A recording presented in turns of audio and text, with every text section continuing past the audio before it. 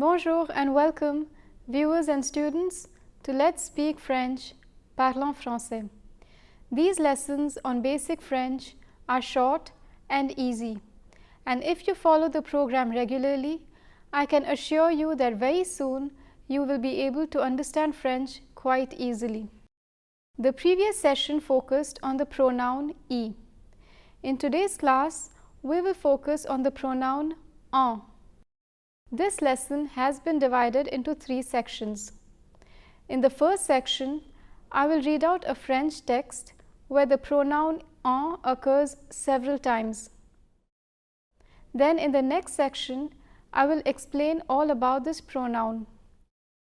And finally, in the third section, we will do an exercise to revise what we learned in today's session. We'll begin the lesson with a French text.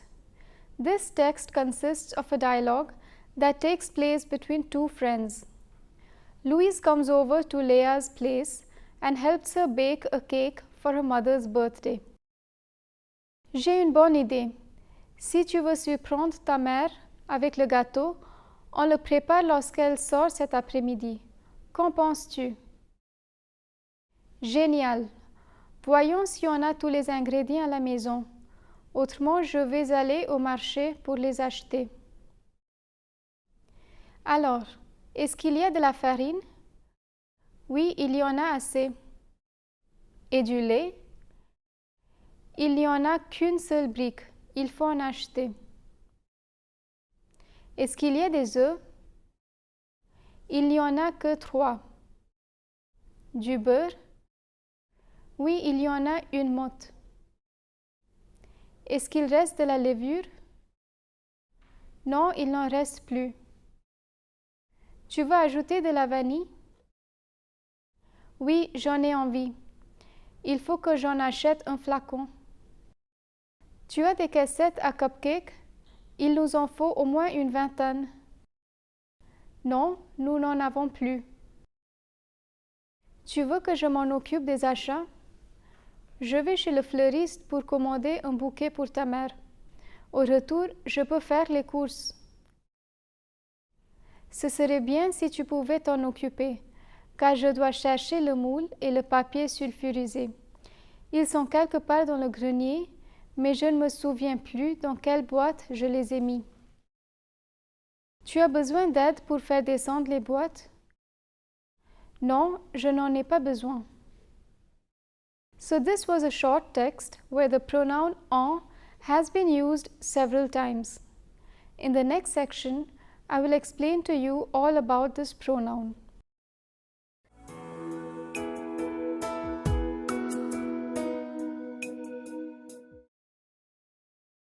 Similar to the pronoun I, en too is a tiny word and one may think it is of no consequence.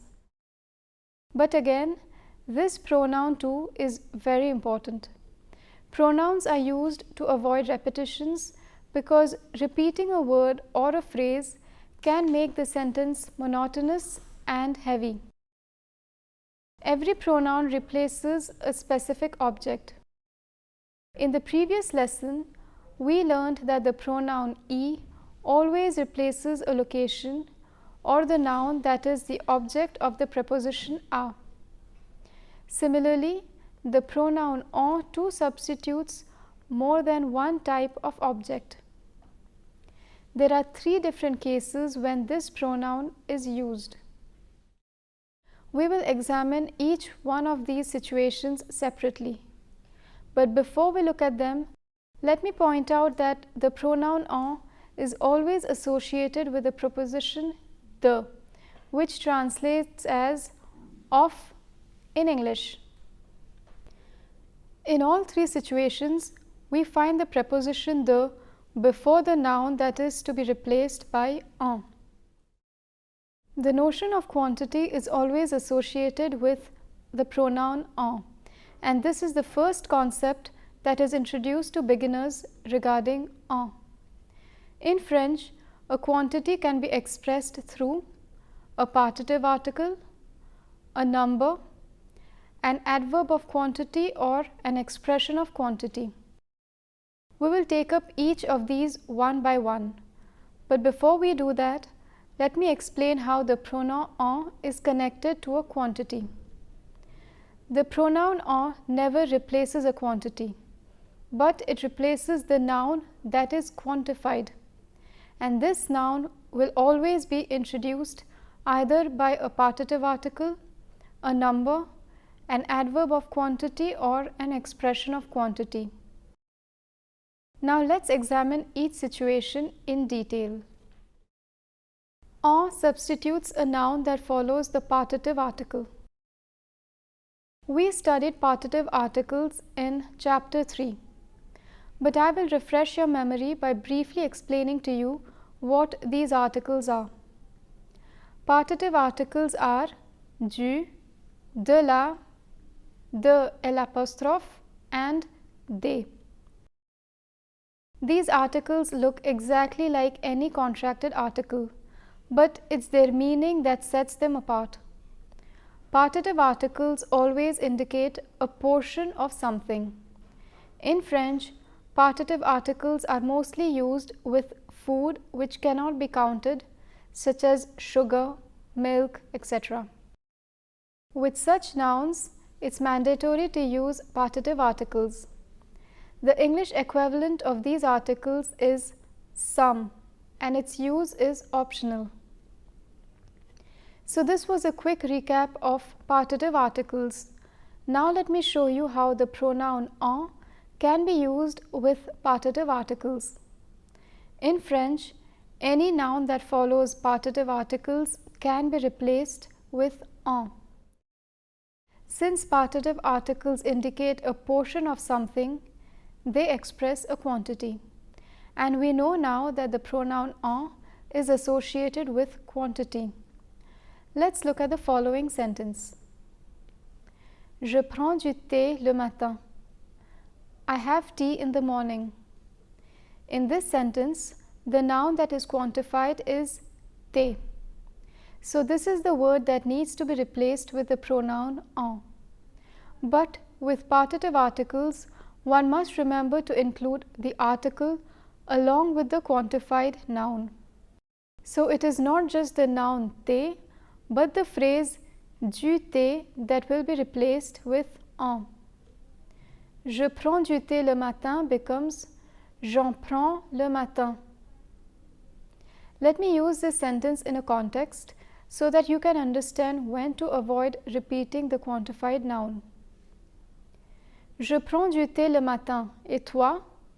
Moi aussi j'en prends le matin. I have tea in the morning. And you? I too have it in the morning. In the example, we have a question and an answer. In the question, we mention the quantified noun du thé. But in the answer, we use the pronoun en instead of repeating the quantified noun. In the text, there are two examples where en replaces a noun that is quantified through a partitive article. Et du lait, il faut en acheter. And milk, I need to buy some. Est-ce qu'il reste de la levure? Non, il n'en reste plus. Is there any baking soda left? No, there isn't any left. As you can see, it's not just the noun that is replaced, but also the partitive article that is replaced with en. It's important to remember this point because generally it's only the noun that is substituted. Substitutes a noun that follows a number. Numbers also quantify a noun. So the pronoun en can also be used to substitute a noun that follows a number. Let's consider the following sentence where the noun follows a number. J'ai lu 4 romans. I have read 4 novels. In this sentence, roman can be replaced with the pronoun en. J'ai lu 4 romans becomes j'en ai lu 4.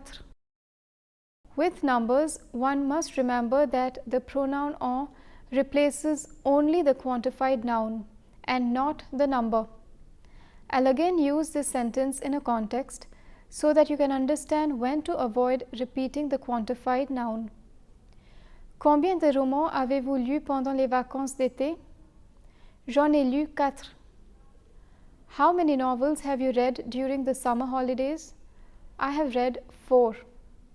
In the question, we mention the quantified noun roman, but in the answer, we use the pronoun en instead of repeating the quantified noun. In the text, there is one example where en replaces a noun that is quantified through a number. Est-ce qu'il y a des œufs? Il n'y en a que 3. Are there any eggs? I have only 3. In this example, en substitutes des œufs. If we did not replace the noun with this pronoun, the sentence would be Il n'y a que 3 œufs. The word œufs is the quantified noun and it follows a number. In the text, the pronoun en replaces this noun. With numbers, one must remember that the pronoun en substitutes only the quantified noun and not the number. Substitutes a noun that follows an adverb of quantity or an expression of quantity. Finally, let me show you how en replaces a noun that follows adverbs of quantity such as beaucoup de, a lot of, un peu de, a little of, la moitié de, half of, or expressions of quantity such as un kilo de, 1 kilo of, un litre de, 1 liter of, une boîte de, a box of. If you notice, each of these phrases ends with the preposition de. So when we wish to replace a noun that follows an adverb of quantity or an expression of quantity, we must remember to omit the quantified noun along with the preposition de, which is a part of the adverb or expression of quantity. The rest of the adverb or expression of quantity must remain as it is. Let me show you an example. On veut 3 kilos de sucre. We want 3 kilos of sugar. In this sentence, the quantified noun is sucre. This noun follows an expression of quantity 3 kilos de. So if we wish to use the pronoun en in this sentence, we would have to replace the quantified noun along with the preposition de. The rest of the expression of quantity remains intact. On veut 3 kilos de sucre becomes on en veut 3 kilos. In the text, we have 3 such instances. Est-ce qu'il y a de la farine? Oui, il y en a assez. Is there any flour? Yes, there is enough. In this example, we find the adverb of quantity assez de, which translates as enough of or a sufficient amount of. In the reply, the pronoun en replaces the quantified noun farine and the preposition de. If the quantified noun was repeated, the reply would be oui, il y a assez de farine. Et du lait? Il n'y en a qu'une seule brique. And milk? There's only 1 carton. Here we find the expression of quantity une brique de, which translates as a carton of. The pronoun en replaces the quantified noun lait and the preposition de. If the quantified noun was repeated, the reply would be il n'y a qu'une seule brique de lait. Du beurre? Oui, il y en a une motte. Butter? Yes, there is a slab. And here we find the expression of quantity une motte de, which translates as a slab of. The pronoun en replaces the quantified noun beurre and the preposition de. If the quantified noun were repeated, the reply would be oui, il y a une motte de beurre. Adverbs of quantity and expressions of quantity always end with the preposition the. So when using the pronoun en, one must remember to replace the quantified noun along with the preposition the. The rest of the expression or adverb remains intact. So this was the first situation where the pronoun en can be used. In French, a quantity can be expressed in 3 different ways, and when a noun follows a phrase that indicates a quantity, the quantified noun can be replaced with en.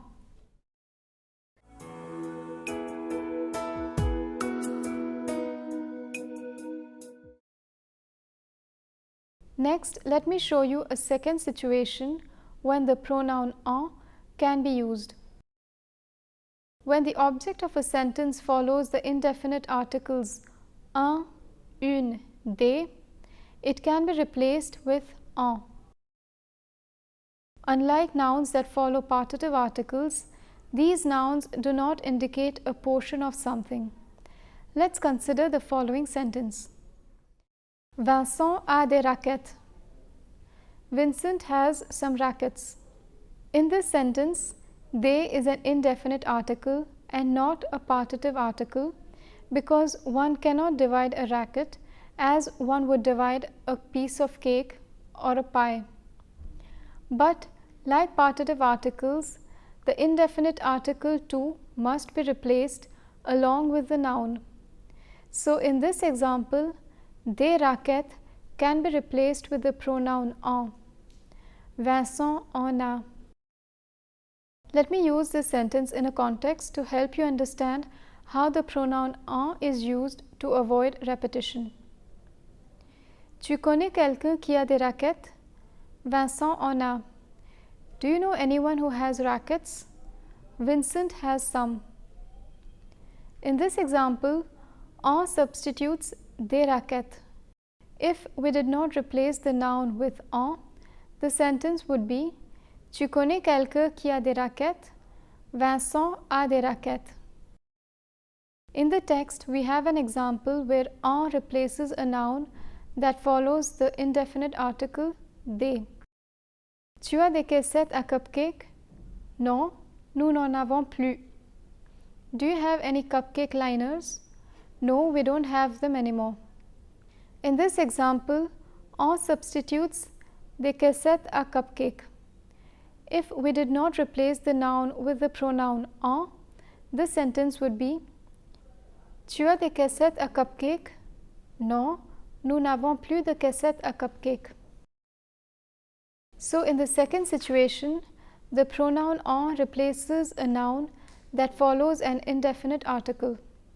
And while inserting the pronoun en, one must remember to omit the noun along with the indefinite article.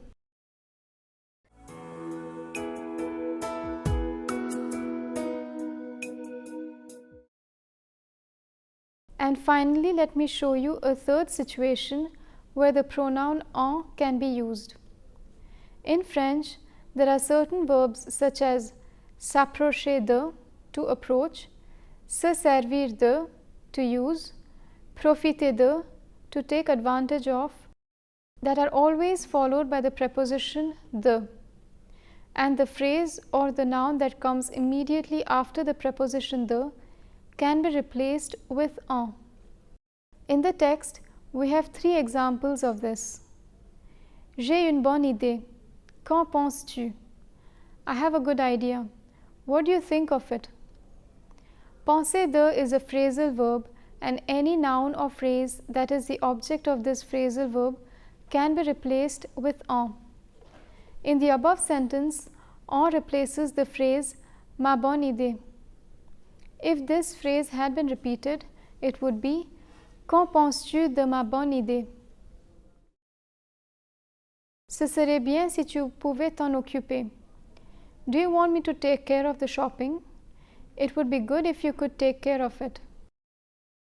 S'occuper de is a phrasal verb, and any noun that follows this phrasal verb can be replaced with en.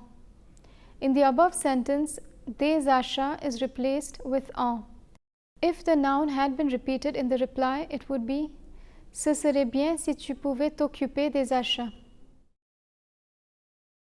Tu as besoin d'aide pour faire descendre les boîtes? Non, je n'en ai pas besoin.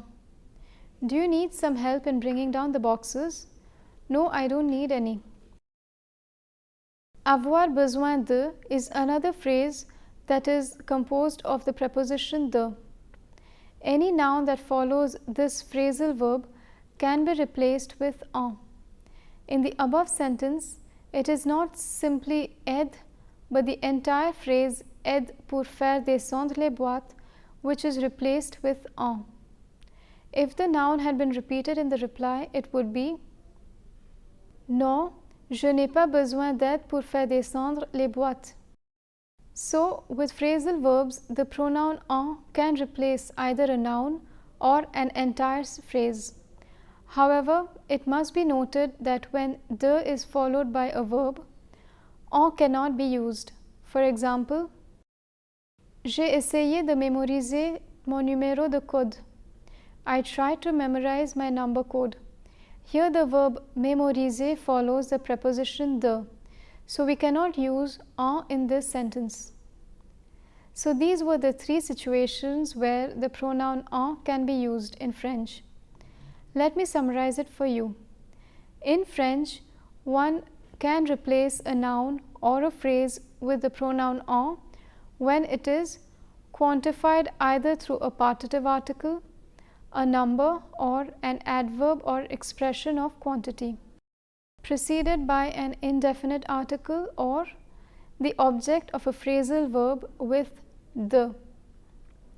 When en replaces a quantified noun, you must always remember to repeat the adverb or expression of quantity. J'achète 3 pots de confiture. J'en achète 3 pots. Un and une are indefinite articles, but they are also numbers. So if an expression contains un or une, we must include the number. J'achète un crayon. J'en achète un. J'achète une règle. J'en achète une. Now let me bring your attention to the position of this pronoun.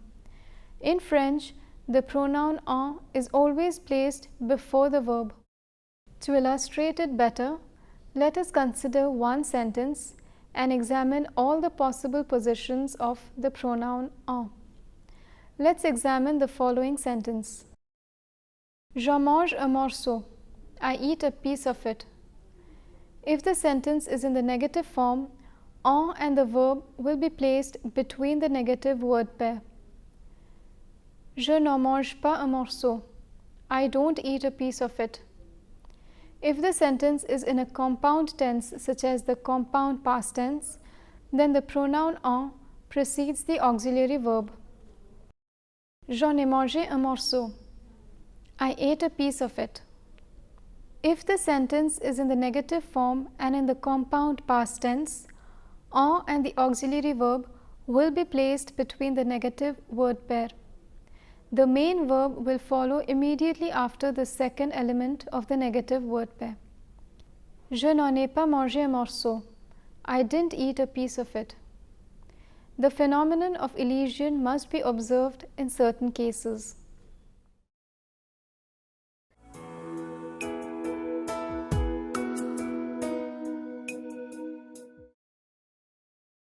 In this third section, we will revise what we learned in today's session on the pronoun en. A short exercise has been provided below. We need to rephrase the sentences using en. Ce matin, j'ai bouilli du lait. En will replace the quantified noun, which is lait. Since it's a partitive article that indicates the quantity, we need to replace both du and lait. And since the verb is in the compound past tense, en will precede the auxiliary verb. Ce matin, j'en ai bouilli. Il y a 5 courgettes dans le frigo. En will replace the quantified noun, which is courgette. Since it's a number that indicates the quantity, we don't remove 5. And since there is only one verb in the sentence, en precedes it. Il y en a 5 dans le frigo. Est-ce que vous profitez du beau temps? Profiter de is a phrasal verb whose object is du beau temps. So we replace the object with en. Since there is only one verb in the sentence, en precedes it. Est-ce que vous en profitez? Tu as vu des voitures devant la maison? En will replace the quantified noun which is voiture. Since it's an indefinite article that indicates the quantity, we remove des. And since the verb is in the compound past, en precedes the auxiliary verb. Tu en as vu devant la maison? Il a préparé beaucoup de sandwichs. En will replace the quantified noun which is sandwich. Since it's an adverb of quantity that indicates the amount, we only remove the preposition de from the adverb. And since the verb is in the compound past tense, en will precede the auxiliary verb. Il en a préparé beaucoup. With this, we come to the end of our 4th lesson. This lesson was divided into 3 sections.